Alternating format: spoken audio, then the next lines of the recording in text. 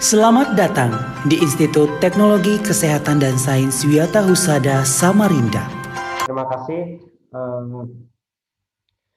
Hari ini kita akan membahas terkait dasar pengendalian mutu laboratorium medik, ya, dan yang akan menjadi bahan kajian kita. Yang pertama adalah pendahuluan, kemudian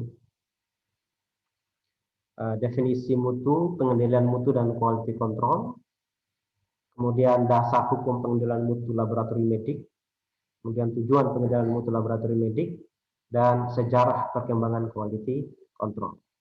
Nah, teman-teman sekalian, menurut Undang-Undang Nomor 17 Tahun 2007 tentang Rencana Pembangunan Jangka Panjang Nasional, bahwa di situ dicantumkan tentang arah pengembangan kesehatan. Jadi arah pengembangan kesehatan nasional adalah meningkatkan kesejahteraan rakyat. Untuk dapat bisa meningkatkan kesejahteraan rakyat, tentu harus dengan meningkatkan kualitas sumber daya manusianya. Ya. Nah, agar dapat meningkatkan kualitas sumber daya manusia, tentu indikatornya adalah ketika masyarakat itu dengan mudah, ya, mampu memiliki akses terhadap layanan kesehatan yang bermutu. Jadi itu kata kuncinya, ya. Nah, oleh karena itu pelayanan kesehatan yang berkualitas itu dapat bisa diwujudkan apabila pelayanan laboratorium medik yang merupakan bagian dari integral, ya, yang tidak terpisahkan dari pelayanan kesehatan secara umum, harus bisa memberikan pelayanan yang profesional dan mampu menjaga mutu pelayanan yang diberikan. Nah, sedangkan laboratorium agar dapat menjalankan pelayanan yang profesional dan bermutu, tentu laboratorium tersebut harus ikut terlibat aktif dalam melakukan penyelenggaraan pemantapan mutu internal dan mengikuti pemantapan mutu eksternal atau uji profesiensi. Nah, sehingga layanan kesehatan khususnya di laboratorium, pelayanan laboratorium kesehatan itu bisa memberikan hasil yang berkualitas. Jadi ini seperti siklus, ya, siklus Krebs, ya, yang saling berkaitan. Nah, jadi kita harus pahami bahwa pelayanan laboratorium medik merupakan bagian integral pelayanan kesehatan yang tidak terpisahkan. Ya, oleh karena itu diharapkan pelayanan laboratorium kesehatan harus mampu memberikan hasil pemeriksaan laboratorium yang bermutu. Ya, nah, bagaimana caranya agar laboratorium bisa memberikan pelayanan yang bermutu? Yaitu laboratorium harus memberikan pelayanan, ya, dengan meningkatkan mutu layanan pemeriksaannya, ya, dengan melakukan kegiatan pengendalian mutu, ya, dan laksanakan atau menerapkan praktik good laboratory praktik, ya, praktek laboratorium yang benar. Teman-teman sekalian, kenapa pemeriksaan laboratorium itu harus menjaga kualitas hasil pemeriksaan yang dikeluarkan? Ya, jadi teman-teman bisa lihat di sini bahwa, ya, ketika orang masuk ke rumah sakit, ya, apakah itu di IGD, ya, di ruang rawat inap ataupun di ICU, ya, maka potensi peluangnya itu ada dua, ya, bisa kemudian kembali sehat, ya, berkumpul dengan keluarganya, atau kemudian meninggal, ya, berpisah dengan keluarganya di rumah. Nah, peluang ini sangat ditentukan oleh, ya, pemeriksaan laboratorium, ya, karena pemeriksaan laboratorium, ya, sangat menentukan tindakan yang akan diambil oleh para klinisi, ya, terhadap treatment apa yang akan diberikan kepada pasien ini sehingga pasien ini bisa sehat, ya, berkumpul dengan keluarganya. Ya. Hal ini disebabkan karena 80% tindakan di laboratorium itu berbasis laboratorium. Ya. Jadi 80% tindakan klinis, ya, itu harus berbasis laboratorium. Itulah sebabnya peranan laboratorium sangat penting di sini, ya, dalam menentukan treatment apa yang harus diberikan kepada pasien sehingga pasien bisa sehat kemudian keluarganya, ya, walaupun semua hasil dari kehidupan, ya, seseorang itu ditentukan oleh Tuhan yang Maha Kuasa, tetapi kita sebagai manusia memberikan ikhtiar, ya, usaha, ya, yang terbaik, ya, untuk keselamatan pasien atau masyarakat, ya. Nah, itulah sebabnya kenapa pemeriksaan laboratorium itu sangat penting, ya. Nah, oleh karena itu harus dipastikan bahwa laboratorium harus mampu meningkatkan mutu layanannya, ya, dengan mutu maksimal, ya, dengan mutu yang maksimal. Nah, kita lihat, ya, bagaimana urgensi pemeriksaan laboratorium medik, ya. Jadi pemeriksaan laboratorium medik itu bukan hanya sekedar membantu menunjang diagnosa, tapi menegakkan diagnosis, ya, menegakkan diagnosis.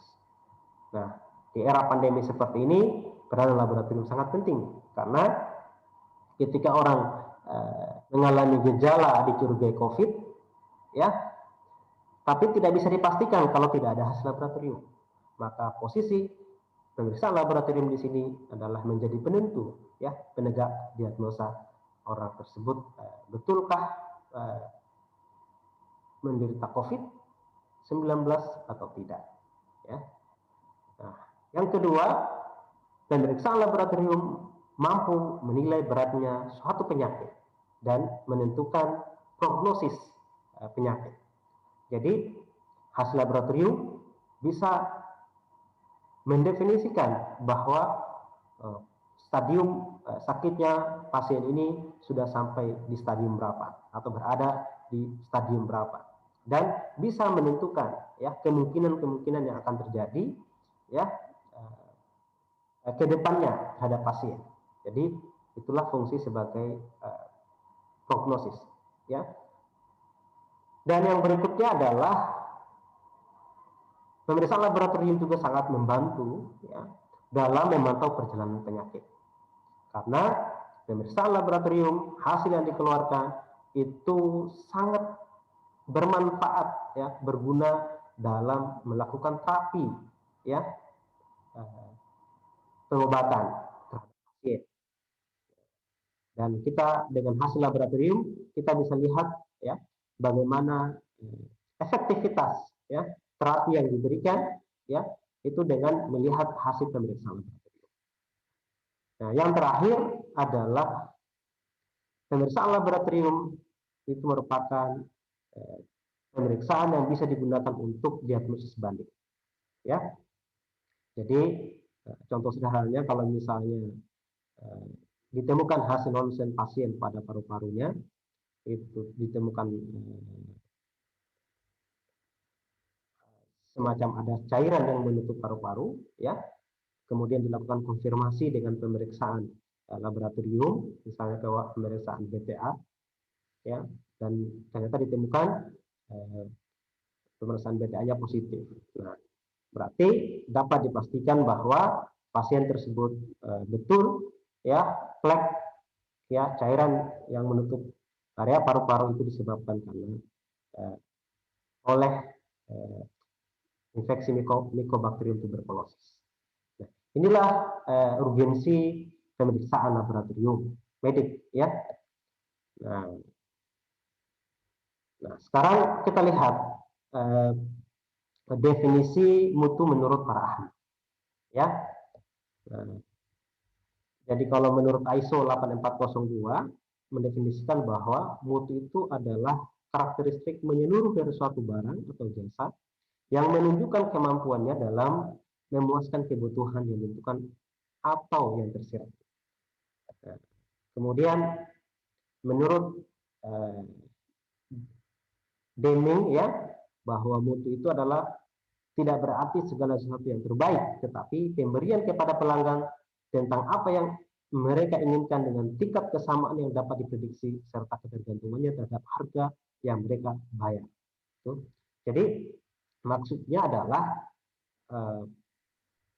yang disebut mutu itu adalah ketika pasien datang ya membayar suatu jasa dari hasil penelitian laboratorium, maka bagaimana kita memastikan ya biaya yang dikeluarkan oleh pasien untuk membayar jasa penelitian laboratorium itu sebanding dengan kualitas hasil yang diberikan.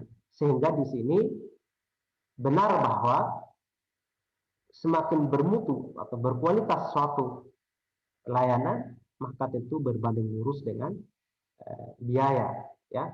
Jadi sangat susah juga kita kalau ada yang mengatakan bahwa mau pengen pelayanan yang murah dengan kualitas yang baik.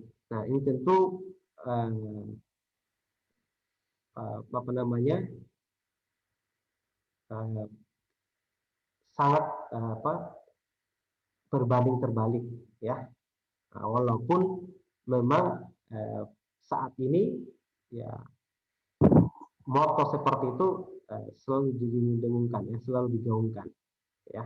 Ya, tentu kita sebagai petugas yang bekerja di layanan kesehatan, apalagi dalam pengambilan kebijakan, tentu berusaha mengambil jalan alternatif yang terbaik. Nah, kemudian menurut Crosby, mutu adalah pemenuhan persyaratan dengan meminimkan kerusakan yang mungkin timbul atau standard of zero defect yang berarti memperlakukan prinsip benar sejak awal. Jadi yang disebut mutu itu adalah bagaimana memastikan ya pelayanan yang kita berikan. Mohon maaf Pak, PPT-nya kabur Pak. Tidak memberikan ya efek kerusakan ya dan meminimalisir efek yang ada. Oke. Kemudian menurut Duran bahwa mutu adalah memenuhi tujuannya ya, ini definisinya. Atau definisi lain disebutkan mutu adalah pemberian nilai kepada pelanggan untuk uang yang telah dibayarnya. Ini kira-kira definisi mutu ya menurut beberapa ahli. Selanjutnya adalah apa itu pengendalian mutu. Jadi pengendalian mutu itu sama dengan quality control ya. Yang menjadi pertanyaan adalah mengapa laboratorium itu perlu menjalankan quality control ya. Dan yang kedua, nilai apa yang quality control tambahkan kepada pasien. Kalau kita ingin melakukan quality control harus jelas kenapa kita perlu melakukan quality control, dan kalau kita menerapkan quality control, nilai apa yang ditambahkan dari quality control itu terhadap layanan yang kita berikan kepada pasien. Ya. Sebagai ilustrasi, ini kita lihat ya, ini pabrik sepatu ya. Bagaimana hasilnya ya, kita bisa lihat hasil ukuran antara sepatu kiri dan kanan itu pas ya. Kalau teman-teman pergi belanja ke toko sepatu, saya yakin ya dipastikan posisi sepatu, ukuran sepatu antara kiri dan kanan itu sama persis, ya, tidak ada perbedaan. Nah, tentu ini sudah melalui quality control yang sangat ketat, ya. Tidak ada itu sepatu kiri sama dengan kanan posisinya, ya. Pasti dengan posisi yang berbeda tapi dengan ukuran dan bentuk yang sama, ya. Pas di kaki, ya. Tentu juga pas harganya, ya, itu yang paling penting. Nah, itu kalau di pabrik sepatu, di industri sepatu. Nah, bagaimana kalau misalnya di laboratorium? Ya, ini ada seorang petugas melakukan pemeriksaan. Ya, katakanlah pemeriksaannya kolesterol. Didapatkan hasil pemeriksaan kolesterolnya itu 270 mg per desiliter. Pertanyaannya adalah, apakah benar hasil yang dikeluarkan itu 270 mg per desiliter? Bagaimana kita bisa menjamin bahwa hasil yang dikeluarkan laboratorium, ya, itu benar? Kalau sepatu jelas untuk memastikan tadi pasangannya, apakah sepatu kiri dan kanan ini sudah pas sama, ya, itu dibandingkan, ya, dibandingkan dengan antara kiri dan kanan, ya, dicoba di kaki dan nyaman, ya, ukurannya pas. Nah, sekarang kalau hasil laboratorium, bagaimana kita bisa mengatakan bahwa kadar kolesterol 217 mg per desiliter ini sudah benar, sudah tepat?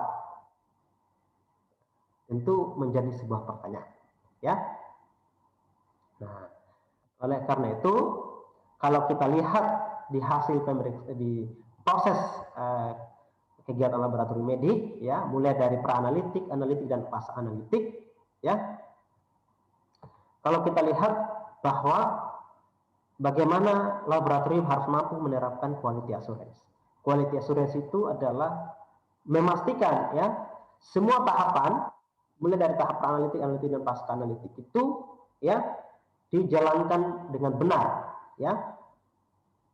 Dengan bahasa lain, memastikan bahwa hasil yang dikeluarkan oleh laboratorium itu benar. Nah, bagaimana cara memastikan hasil yang dikeluarkan oleh laboratorium itu benar? Yaitu memastikan tes yang dilakukan itu benar, kemudian dikerjakan dengan menggunakan sampel yang benar, kemudian interpretasi yang benar, dan diberikan pada orang yang benar pada waktu yang tepat. Nah, itu yang disebut dengan quality assurance. Nah, itu proses dari pra-analitik sampai pasca-analitik, ya. Nah, pertanyaannya adalah bagaimana kita melihat, mengukur, memastikan produk yang dihasilkan di tahap analitik itu benar. Nah, disinilah posisinya quality control, yaitu memastikan bahwa tes yang dikerjakan itu berlangsung dengan tepat dan teliti, ya. Memastikan bahwa tes yang dikerjakan berlangsung dengan tepat dan teliti.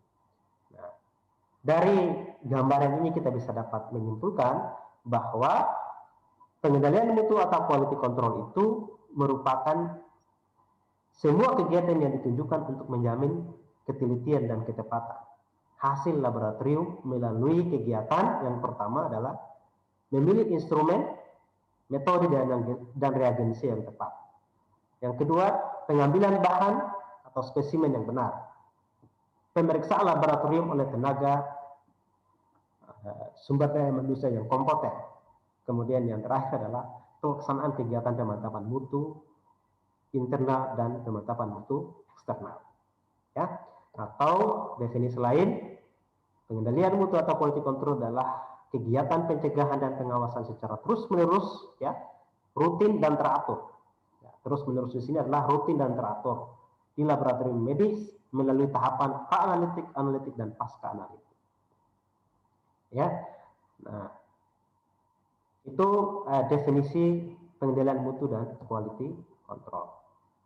Nah, kita lihat apa yang mendasari kenapa wajib laboratorium itu menerapkan pengendalian mutu, ya. Jadi ini merupakan perintah, ya,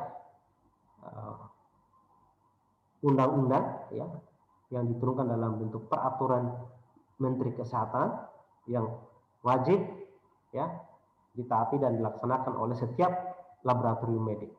Ya, kalau kita lihat di sini di Permenkes nomor 411 tahun 2010 ya tentang laboratorium klinik menyebutkan bahwa laboratorium klinik mempunyai kewajiban melaksanakan pemantapan mutu internal dan mengikuti kegiatan pemantapan eksternal yang diakui oleh pemerintah. Ya. Nah, kemudian masih di Permenkes yang sama, ya. Jadi tenaga analisis dan tenaga teknis yang setingkat mempunyai tugas dan tanggung jawab melaksanakan kegiatan pemantapan mutu, pencatatan dan pelaporan. Ya. Kemudian di Permenkes yang sama, kalau kita ingin mengajukan permohonan izin pembukaan laboratorium, wajib dicantumkan surat pernyataan kesediaan mengikuti program pemantapan mutu.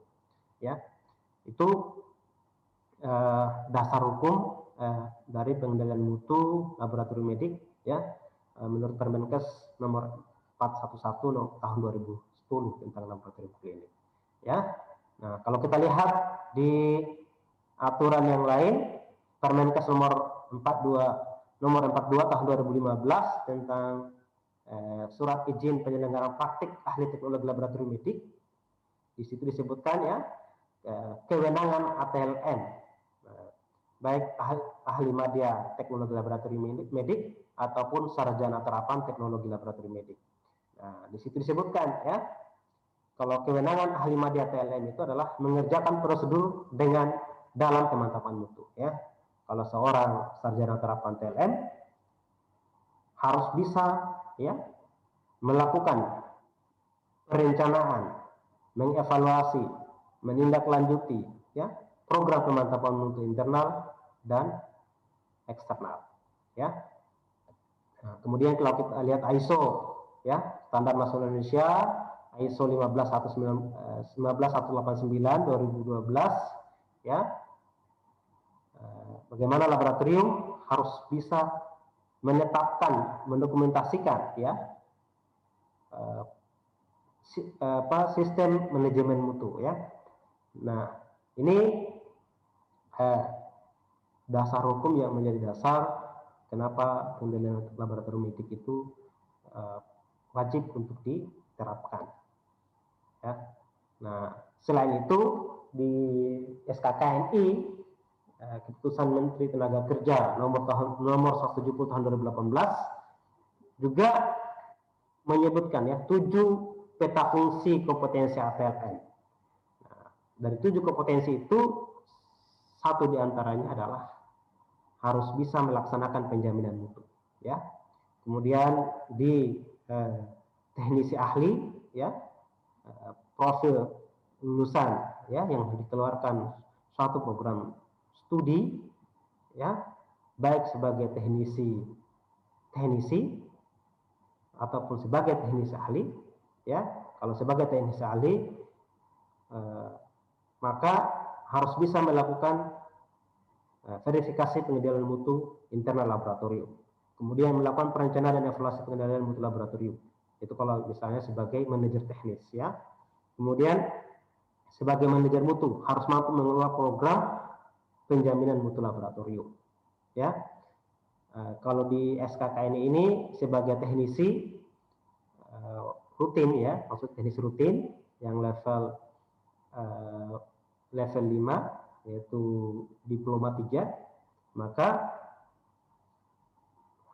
sebagai teknisi laboratorium medik harus mampu menjalankan atau melakukan prosedur ya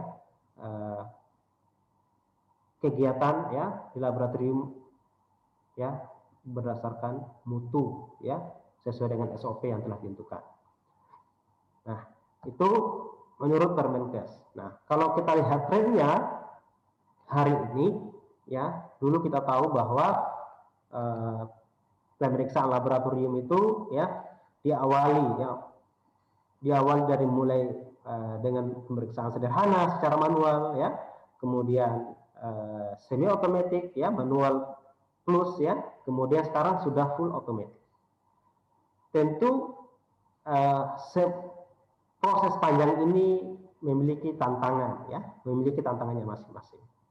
Ya, harapannya adalah tentu ini akan menjadikan ekspektasi, ya, apa yang diharapkan, apa yang dibutuhkan pasien itu semakin tinggi, ya, semakin tinggi. Tentu hasil dan pelayanan yang diberikan laboratorium, ya, itu harus mampu menjawab apa yang menjadi ekspektasi dan kebutuhan dari konsumennya atau masyarakat, ya. Nah, apa kebutuhan masyarakat itu? Yaitu awalnya masyarakat kita cukup, ya, cukup ada hasil tes, ya, yang penting ada hasil tes. Kemudian meningkat lagi, ya, parameter lebih banyak, bukan hanya ada hasil tes tapi dengan berbagai macam parameter, ya. Kemudian kita lihat di sini, ya, akurasi dan ketelitian hasil itu sangat diprioritaskan di sini, ya, sangat diprioritaskan, ya. Kemudian kita lihat bagaimana setelah ingin mendapatkan hasil yang akurat dan teliti, tapi tidak cukup ternyata. Ya, tuntutan masyarakat adalah harus cepat. Jadi hasilnya harus cepat. Nah, ini menjadi tantangan, ya, dalam pelayanan laboratorium medik. Ya, tentu pelayanan yang terbaik adalah hasil cepat, akurat, dan teliti. Nah, sekarang kita lihat faktanya. Bagaimana hasil laboratorium itu diragukan hasilnya oleh pelanggan, merasa kurang puas, sehingga akhirnya apa? Petugas disalahkan. Nah, sekarang bagaimana cara mengatasinya? Tentu harus menerapkan pemantapan mutu. Jadi itu solusi, ya, yang bisa menjawab. Nah, jadi terjawab pertanyaan tadi bahwa bagaimana kita bisa memastikan bahwa kadar kolesterol yang dikeluarkan oleh laboratorium dari alat yang kita gunakan itu benar. Ya, jawabannya adalah harus menerapkan quality control atau pemantapan mutu, ya. Nah,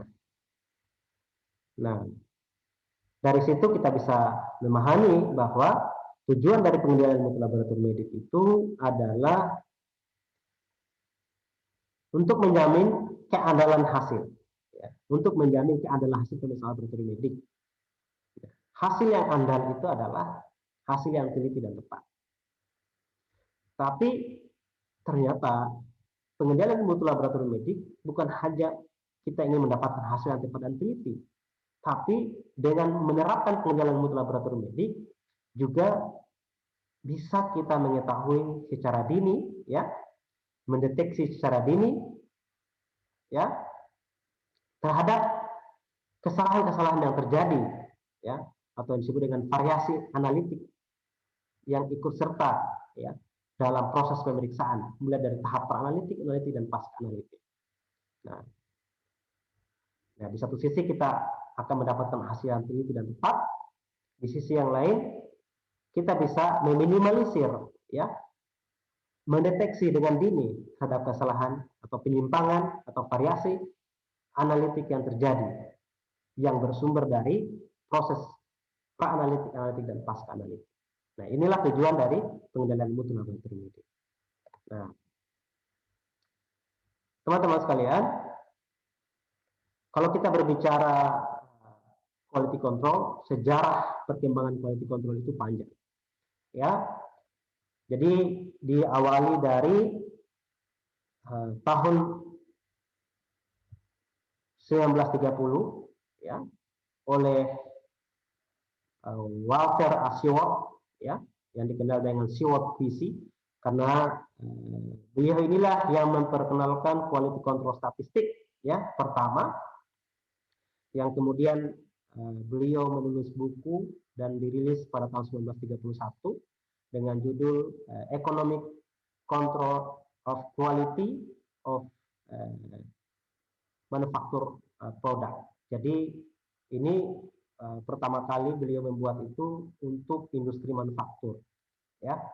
Dan kemudian di tahun 1950, ya, ini quality control generasi awal oleh ilmuwan yang bernama Levy and Jennings, ya, Levy and Jennings yang pertama kali, ya, menggunakan bahan kontrol, ya, untuk praktek, ya, di laboratorium klinik, ya, dengan menggunakan bahan kontrol dengan pemeriksaan Duplo, ya, dengan mengembangkan yang kita kenal dengan grafik Levy-Jennings, ya, grafik Levy-Jennings atau Levy-Jennings chart, ya. Nah, kemudian grafik Levy-Jennings ini dikembangkan oleh Henry dan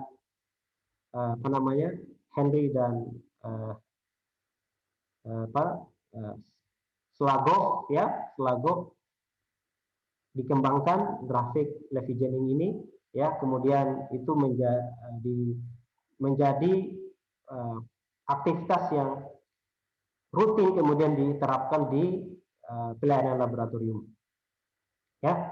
Dan pada akhirnya di tahun 1976, ya, oleh James Oisgard, ya, membuat aturan, ya, aturan bagaimana membaca grafik Levy-Jennings chart, ya, yang kita kenal dengan Westgard multi-role. Nah, ini merupakan sistem quality control generasi kedua, ya, yang sampai saat ini Westgard multi-role itu diterapkan, ya, masih diterapkan.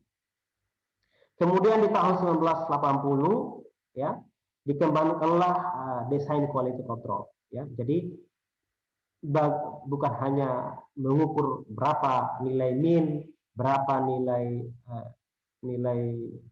standar deviasi, nilai koefisien variasi, nilai biasnya, tapi juga harus mengukur bagaimana performance, ya, performance pengukuran yang dilakukan di laboratorium itu apakah baik atau tidak secara keseluruhan, ya. Kemudian berkembanglah, ya, total quality management, ya, dengan bagaimana membandingkan antara total error, ya, pemeriksaan di laboratorium itu dengan total error allowable.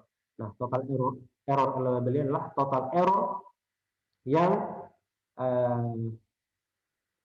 error yang diperbolehkan, ya, masih dalam batas toleransi, ya, dalam pengukuran suatu laboratorium yang tidak atau tanpa mengganggu keputusan klinis yang akan diambil.